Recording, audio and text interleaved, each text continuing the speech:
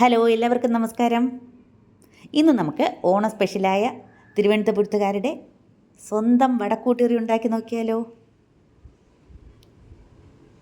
ഈ വീഡിയോ കണ്ട് ഇഷ്ടമായാൽ എല്ലാവരും ലൈക്ക് ചെയ്യണം, ഷെയർ ചെയ്യണം, സബ്സ്ക്രൈബ് ചെയ്യണം. നമുക്ക് വീഡിയോയിലേക്ക് പോവാം. ഞാനിവിടെ ഉഴുന്ന് നേരത്തെ വെള്ളത്തിൽ കുതിർക്കാനിട്ടിരുന്നു. ഇപ്പോൾ ഒരു 3-4 മണിക്കൂറായിട്ടുണ്ട്. ഇനി ഇത് കഴുകി വൃത്തിയാക്കി ഒരു മിക്സിയുടെ ജാറിലേക്ക് ഇട്ട് കൊടുക്കാം.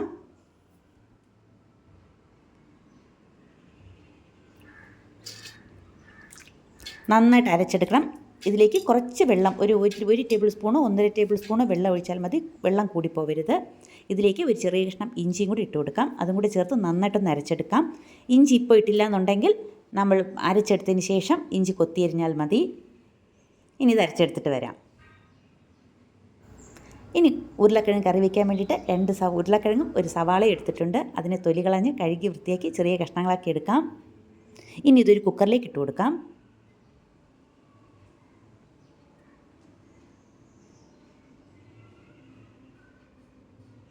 ഇനി ഇതിലേക്ക് ഒരു ചെറിയ കഷ്ണം ഇഞ്ചി ചതച്ചതാണ്, അതും കൂടി ചേർത്ത് കൊടുക്കാം.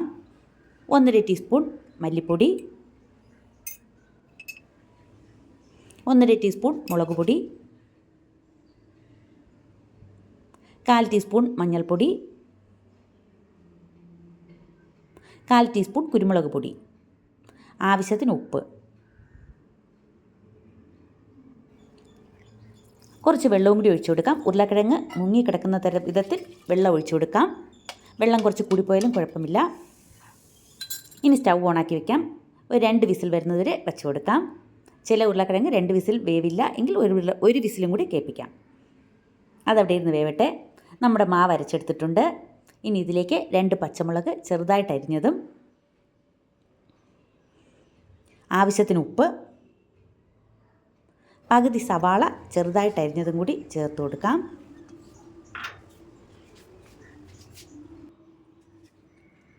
കുറച്ച് കറിവേപ്പിലയും കൂടെ ചേർത്ത് നല്ലതുപോലെ ഒന്ന് ഇളക്കിയെടുക്കാം. നല്ലതുപോലെ മിക്സ് ചെയ്യണം.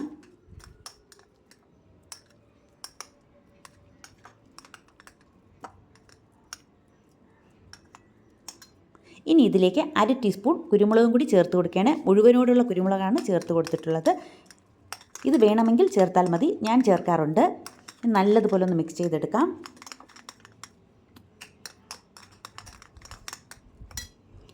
ഇനി വട ഉണ്ടാക്കാൻ വേണ്ടി ഒരു ഇരുമ്പിച്ചട്ടി അടുപ്പത്ത് വെക്കാം. അതിലേക്ക് കുറച്ച് ഓയിൽ ഒഴിച്ചു കൊടുക്കാം. ഞാൻ വെളിച്ചെണ്ണയാണ് ഒഴിച്ചിട്ടുള്ളത്. ഇനി ഇതിലേക്ക് സ്പൂൺ കൊണ്ട് തന്നെ നമുക്ക് ചെറിയ കുറച്ച് വീതം ഒന്നിട്ട് കൊടുക്കാം. അതൊന്ന് മൂക്കട്ടെ നന്നായിട്ട്. ആദ്യം സ്റ്റൗ ഫുൾ ഫ്ലെയിമിൽ, പിന്നീട് കുറച്ചും വയ്ക്കണം.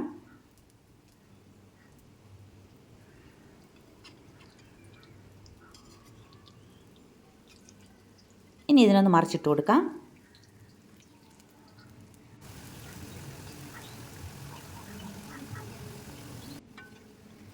അങ്ങനെ ഉഴുന്നുവട മൂത്തിട്ടുണ്ട്. ഇനി നമുക്കത് ഒരു പ്ലേറ്റിലേക്ക് മാറ്റാം.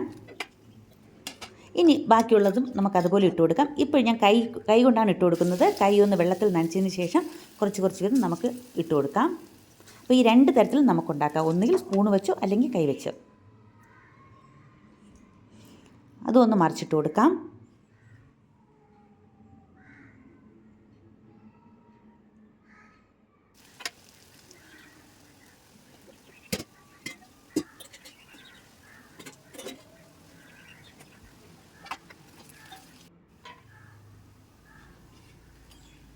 ഇങ്ങനെ ഉണ്ടാക്കിയെങ്കിൽ നമ്മൾ സാധാരണ ഉഴുന്നുവട ഉണ്ടാക്കുന്ന പോലെ ഉണ്ടാക്കിയിട്ട് അതിനെ മുറിച്ച് കറിയിലിട്ടാലും മതി.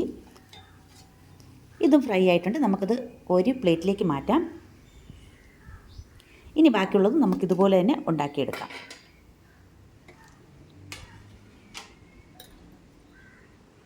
നമ്മുടെ ഉരുളക്കിഴങ്ങ് വെന്തോ നോക്കാം. ഉരുളക്കിഴങ്ങ് വെന്തിട്ടുണ്ട്. ഇനി ഇതൊന്ന് ഇളക്കി കൊടുക്കാം.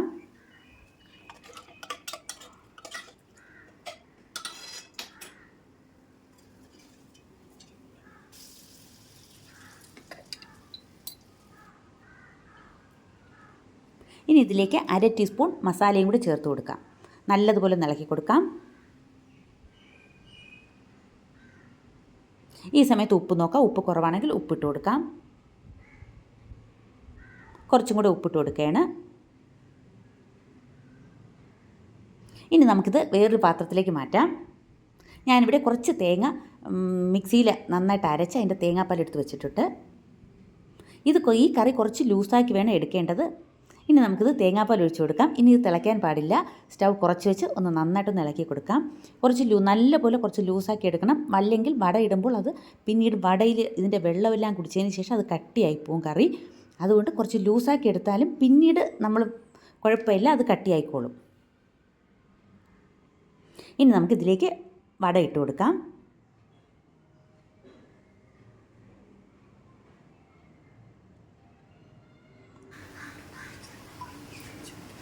ഇനി അടച്ച് വെച്ച് നമുക്ക് സ്റ്റൗ ഓഫ് ചെയ്യാം. ഇനി അടുത്ത് കടുക് താളിക്കാം. അതിനായിട്ടൊരു പാൻ അടുപ്പത്ത് വെച്ചിട്ടുണ്ട്. കുറച്ച് വെളിച്ചെണ്ണ ഒഴിച്ച് കൊടുത്തു. അതിലേക്ക് 1 ടീസ്പൂൺ കടുക് ഇട്ട് കൊടുക്കാം. കടുകൊന്ന് പൊട്ടട്ടെ.